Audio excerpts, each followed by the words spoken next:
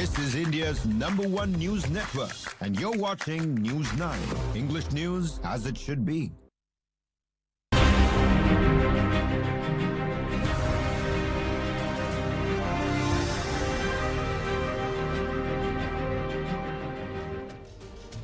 Hello and welcome to On Point. I'm Karthikeya Sharma. Today we have 3 on points for you lined up.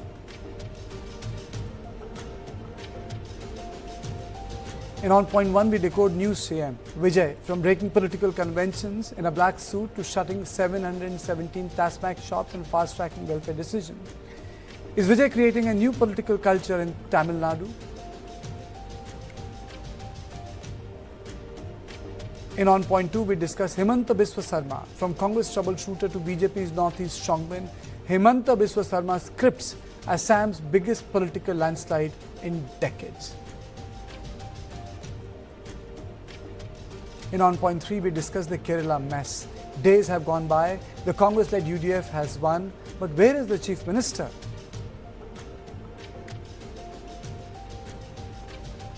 And now let's take a quick look at the headlines. NEET 2026 exams held on 3rd May cancelled. CBI registers case in NEET examination leak. NSUI stages protest outside NTA office in Delhi over NEET 2026 cancellation after paper leak. CBI takes over probe into Suvendu Adhikari's PA murder, constitutes 7-member SIT team to probe the case. Now the first on point. Tamil Nadu has not just got a new chief minister, the state has Vijay in saddle, who is redefining the job itself. He represents a different culture unlike his predecessors. Breaking decades of Tamil Nadu's political convention, C. Joseph Vijay walked into the swearing-in ceremony in a sharp black suit, instead of the traditional white shirt and veshti associated with Tamil Nadu's brand of politics for generations. He looked different. He spoke differently, and supporters instantly called it the beginning of a new era in Tamil Nadu's politics. But what followed was equally important.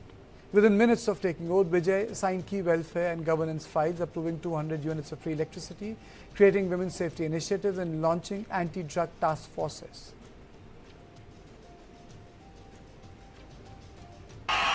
This is a new beginning. A new era of a real, secular, social justice starts now.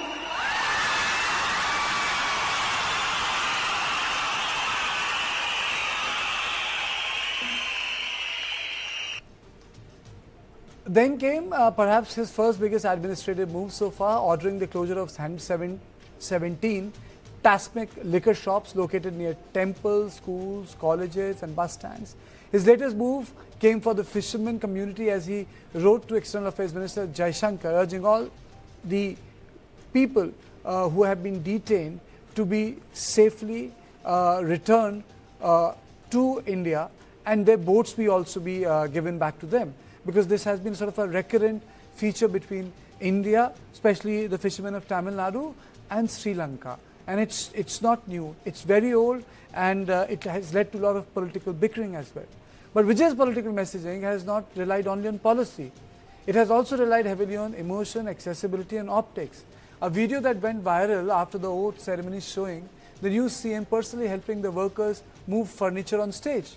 At the same time, Vijay also moved quickly to project political maturity. Just a day after taking oath, he met former Chief Minister M.K. Stalin, and he also met other DMK leaders. He held meeting with senior ADMK rebel leaders C.V. Shanmugam. As nearly as 30 ADMK leaders are vouching, ready, very eager to support the TVK government. Now, if he gets the support from the rebel MLAs, he will be in a very comfortable position. But the fact is, he's doing things very differently. He's not sitting on an ivory tower. So the expectations are enormous from this gentleman.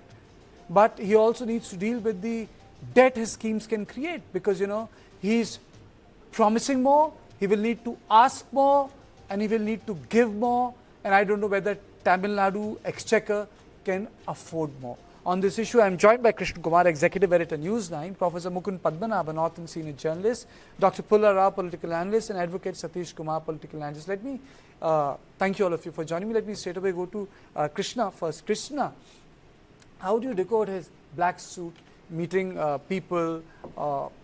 You can dismiss it as an optics, but then definitely it's a very loved optic. If I were to take you back, when DMK was the new hot emerging party that beat Congress, guess what they were called? They were called black shirts. So Tamil Nadu has essentially moved from black shirts politics to black suit politics, and that's a new era. As you rightly pointed out, no chief minister in Tamil Nadu so far, from Kamaraj onwards to now, has walked into the Tamil Nadu assembly or taken the oath to wearing the suit. Yes, you're right, that's a lot of optics, but you are also talking about all the stuff he's done since taking oath. All of them are hot button issues, especially talking about the Sri Lankan fishermen issue. That is the stand of the central government. Prime Minister Modi has gone to Sri Lanka several times and requested the Sri Lankan government not to detain Indian fishermen illegally. So he's picking up on issues that has resonance in the south. He's also being able to fit it in the national narrative in one shot with the entire fishermen issue. So there's a lot of intelligence behind what he's trying to do, because after the election results, you have to give him this much, that his party knew where they were going to get the seats to form the government for a party that's about a year and a half old. So it's not the right time to question his or doubt his intelligence. I am giving him the benefit of the doubt. He is intelligent. He has picked out certain issues. I'm sure this was all on the agenda even before he took oath as chief minister. It's a refreshing new change for the people of Tamil Nadu, for sure. As you rightly pointing out, going and meeting the former chief minister, the one he campaigned against vociferously, is a great display of political maturity that hasn't happened in Tamil Nadu because of the completely opposite poles apart that Karunanidhi and Jayalalitha were. Okay. So I agree with you on all the points you've made, and all of that points to the fact that it is optics plus work. Let's just hope that as we go forward, there's more work and less optics. Okay. Professor Padmanabhan, your opening comments? Did you miss the veshti? Sorry? Sir, did you miss the veshti in swearing-in ceremony?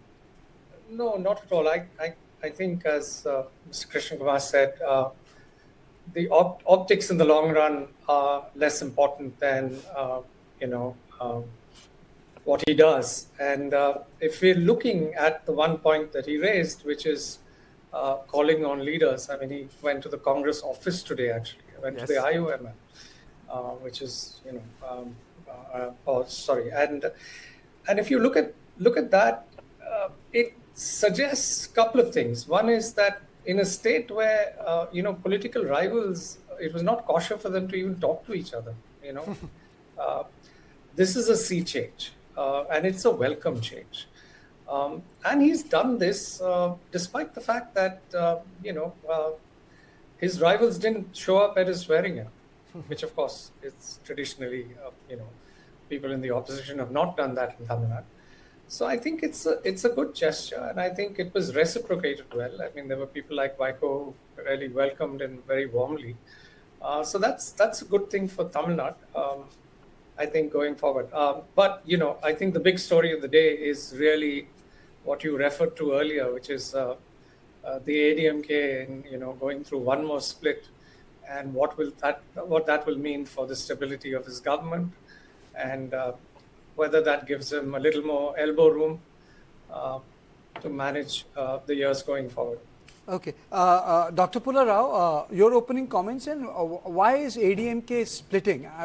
Why particularly ADMK is feeling the heat of Vijay's victory? They could have just kept their members together. Why it's the most affected party today, sir? Because they just sat where they were, they'll be out of power for 10 years and will become an extinct entity. 10 years is goodbye. See, fortunately for the DMK, they were on power for 5 years. They can wait 5 years. ADMK can't wait for another 5 years. Nobody will talk to them. That's the nature of Indian politics. Therefore, I won't do what, I won't say they did right, but they did right for their survival. What is the point of them sitting in opposition for 5 more years? This is India, people expect things from politicians. So they did the right thing for themselves. Otherwise, the party will vanish. Now, of course, those who left and joined Vijay will enjoy power. Can you imagine being without power for 10 years? You see, the DMK managed to come back because it is a 60-year-old party, enjoyed power for 35 years. Ever since Jayalalitha died, ADMK has not won an election. So therefore they tried. And as far as, I would like to just add one comment. A man as the clothing said the Greeks, or as Mark Twain said, nobody talks to a naked man. So, dress is very important. Dress is very important. But it also reeks a little bit of cosmetics. To go there and say I'm new because I just put on pant and shirt or whatever, I think people will expect more eventually.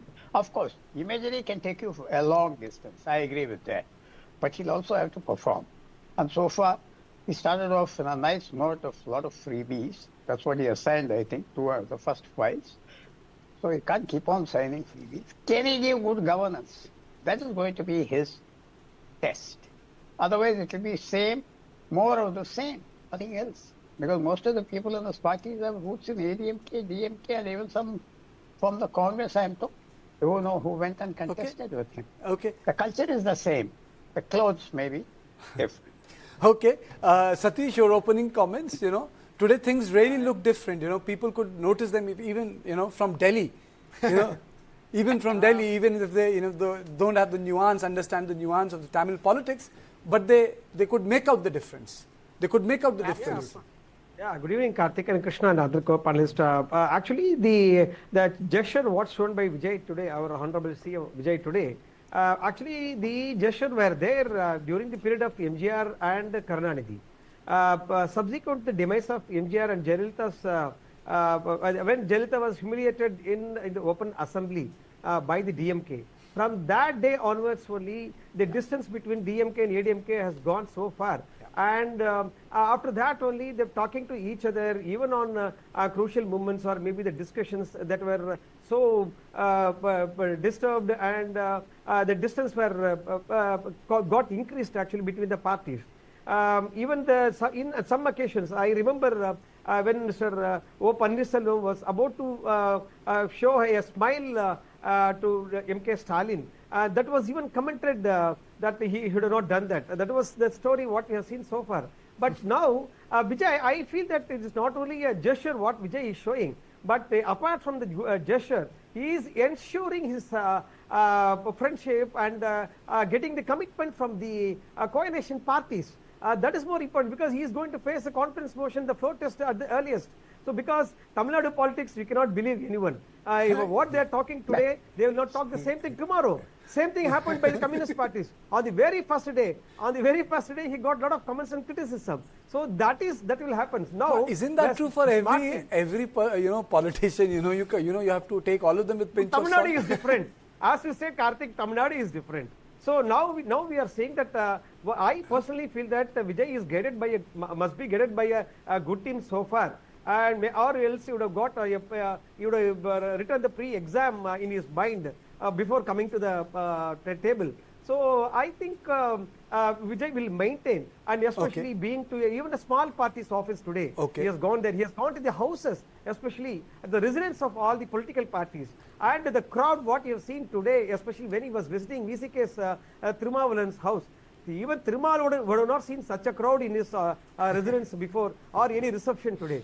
And the body language of Vijay, and that is more important. I don't know how far you have observed it. What generally he does in movies, the body language and style, he has shown that when he was in the Mannadi, especially at the entrance of the IUML office. I don't know how far many people have seen that. What I have noticed, what was missing in the last 15 years, that ADMK and DMK, there was a lot of animosity and enmity, and you are right that that incident where Jayalalitha was almost assaulted inside the assembly changed the nature of relationship between DMK and ADMK. It's part of the history books. Everyone knows that.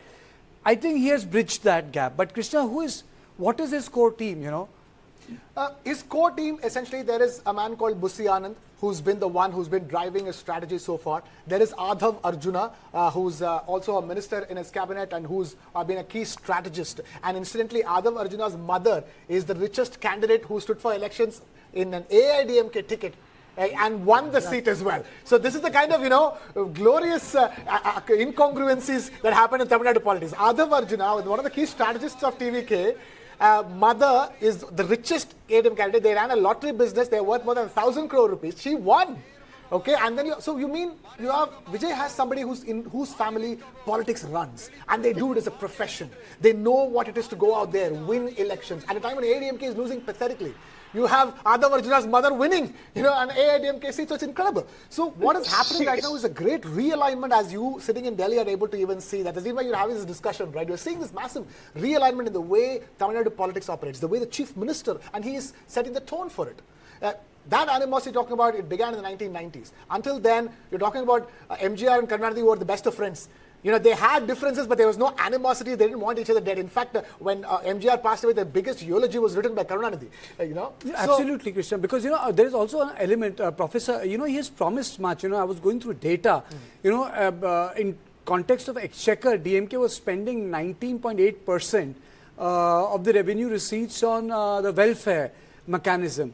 Now, if we go by the augmentation which Vijay promises, it will roughly, sir, boil down to 29.8%.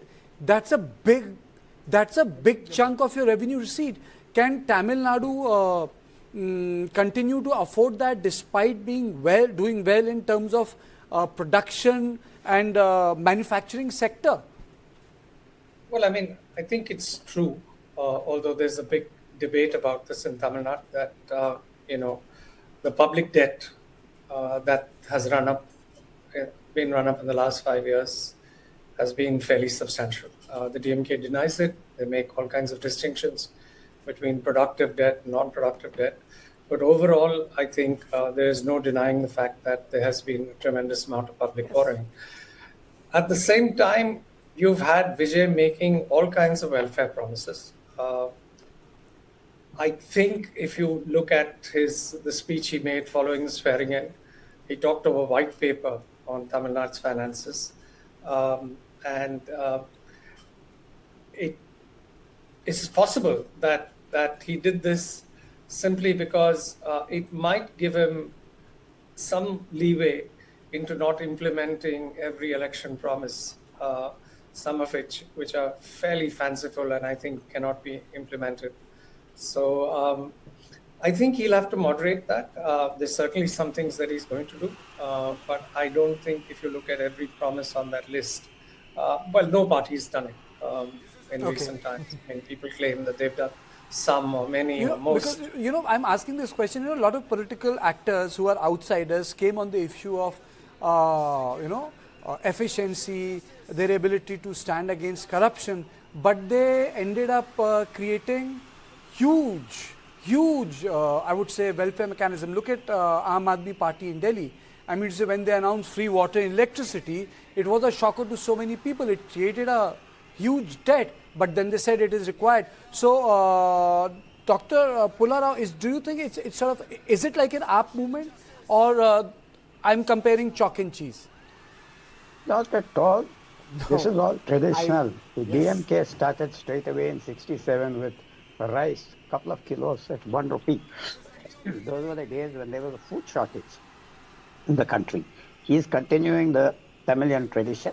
And if you go back before the DMK, the person who started, and my friends can correct me, midday meal was Kamraj Nadar.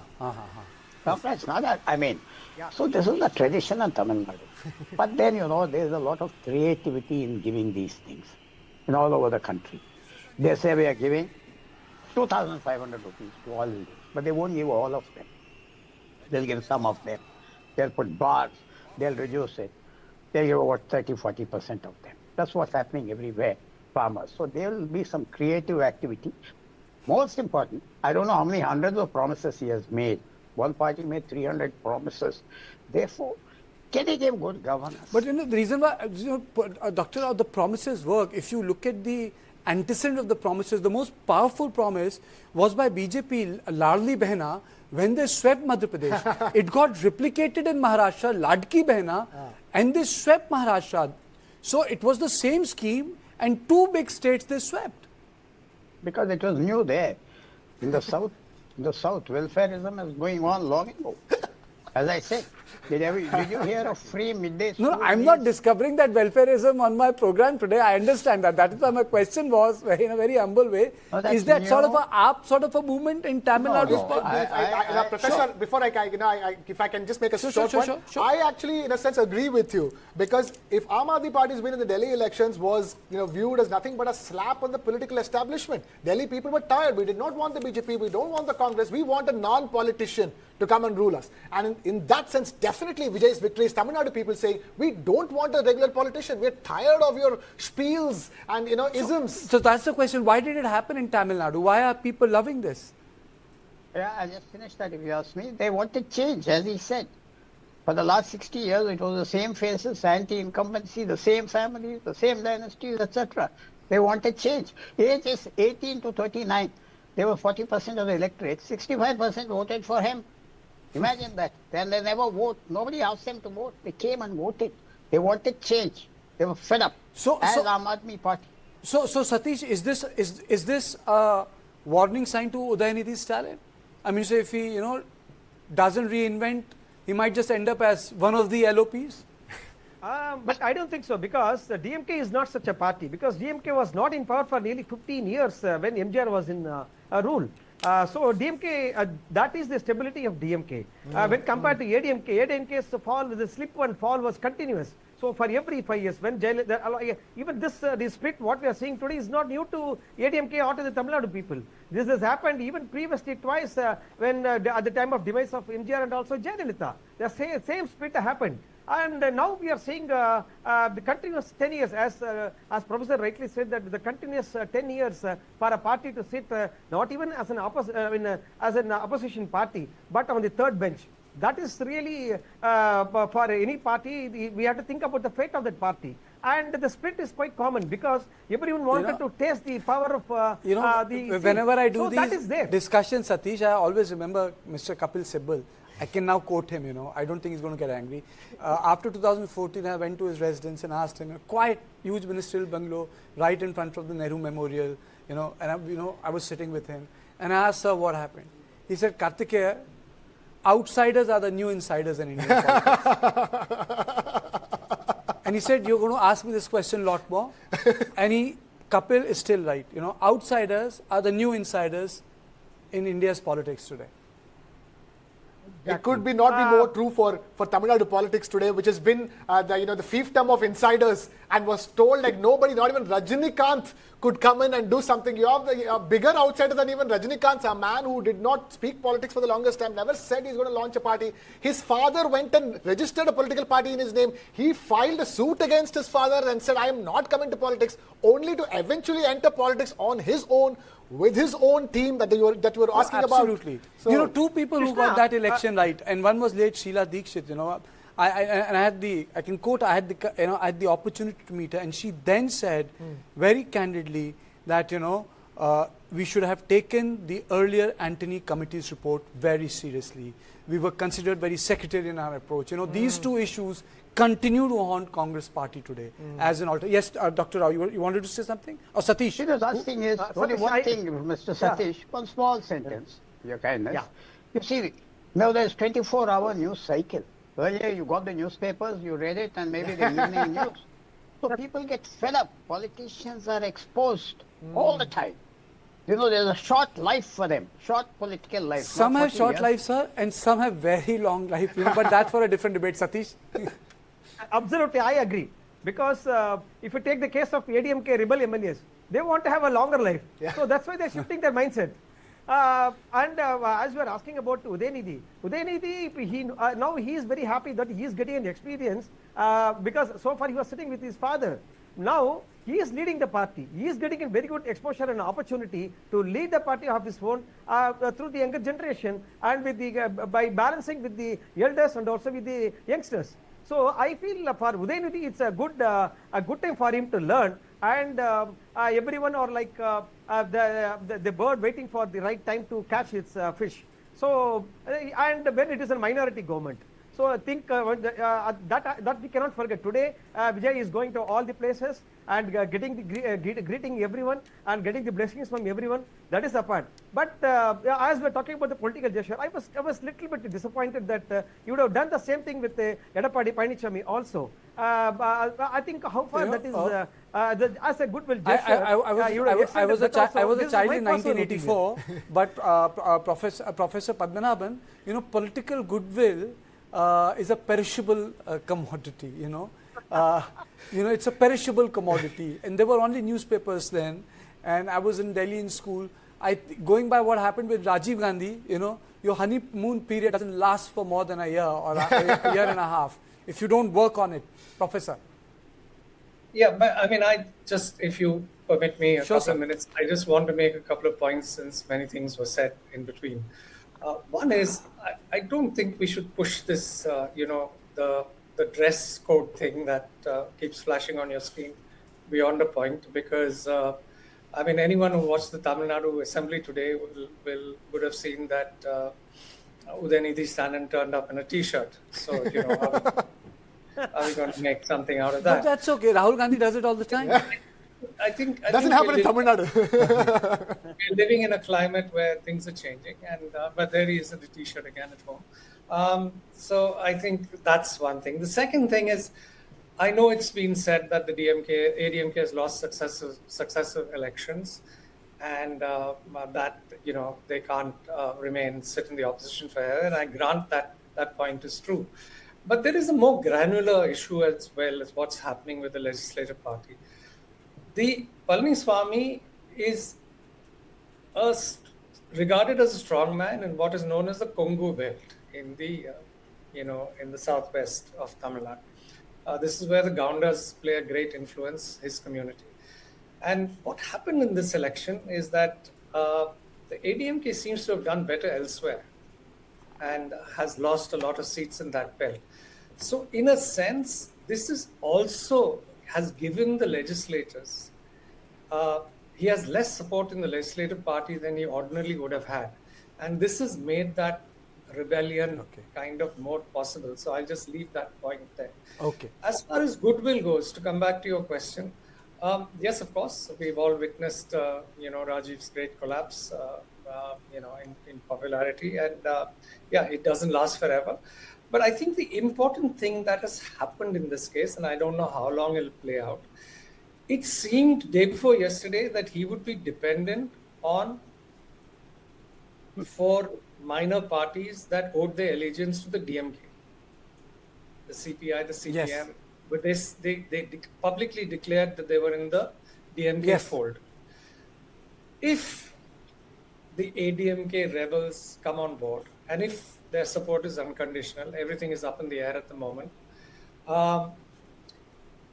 it will give him a lot of elbow room in a way, and it will certainly rob the DMK of any influence it has on the government, or at least quite a bit. Absolutely, sir. I'm not sure how he'll play this, but in my view, this is what we need going forward, because if he does manage to retain this very, very strange and unusual collection of parties that have come to him from the ADMK, the AMMK has now also joined him, and one MLA has been expelled. Politics and power has the capacity to accommodate strange bedfellows. So essentially, his longevity seems a little more secure. Absolutely, sir.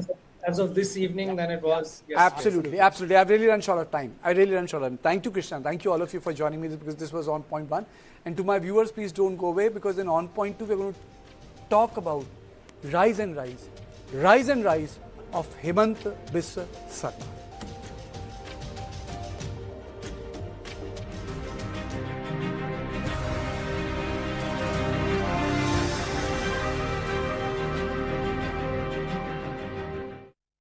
New Birla Opus exterior paint gives warranty up to 16 years. Who believes that? I believe.